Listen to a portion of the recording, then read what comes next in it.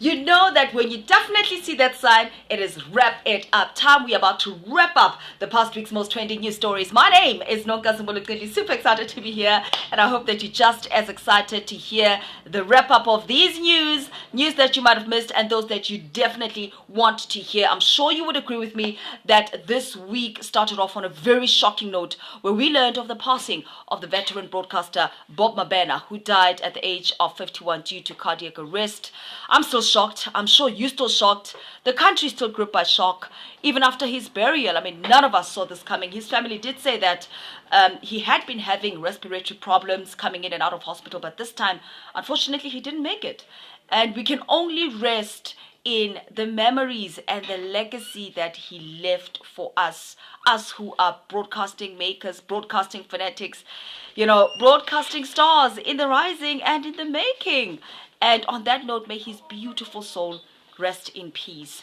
We learned of the taxi violence that took place in Belleville, where there were two shooting incidents where one was killed and two others were seriously injured, to a point that even the transport MEC, Mr. Matikizela, had to pay Belleville taxi rank a visit, and I will bring you an update insofar as that story is concerned and the feedback that he received. We saw the flurry of evictions taking place, where about 2,000 people were evicted from their flats for illegally occupying them. The housing MEC, Mr. Mabaso, was not having any of it. He was saying anybody that crosses the lines of the law will be dealt with. I was feeling so sorry for them. I was watching the visuals. Oh my goodness. To think how cold it was, and those evictions were happening during that cold front. It was really something else. But if something illegal is being done, someone somewhere has to stop it and draw a line. So Mr. Mabaso had to do that. And I believe it should be done in every other place where there are illegal occupations in any development. We saw power cuts due to a constrained supply system being implemented by Eskom. And I was sitting and thinking, I don't think we will ever live in a South Africa where there's no load shedding. Like, it's the new normal. We must just adapt to it, just like COVID-19. And I was thinking, the past weeks there was no load shedding and everything, and then boom, strikes the cold fronts, and then there's sudden load shedding, and it was done in its different stages, etc., etc. And I was like, this is the South Africa that we live in.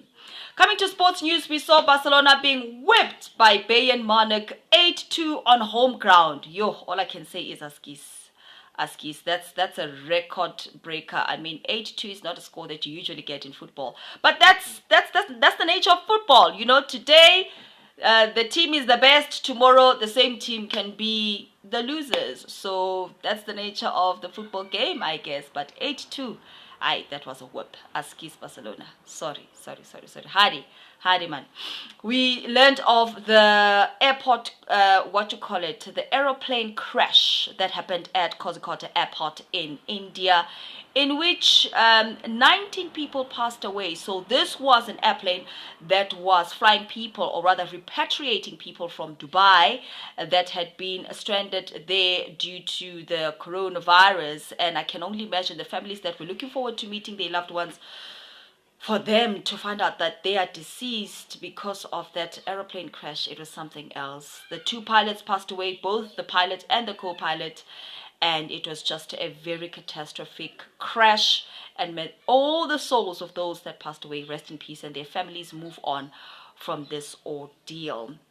Last but not least, we saw the 8th anniversary of the Marikana massacre, in which 34 miners were gunned down by police, and up to this day there is no justice, not one arrest. And that was that anniversary on the 16th of August. We hope that in the end justice will prevail.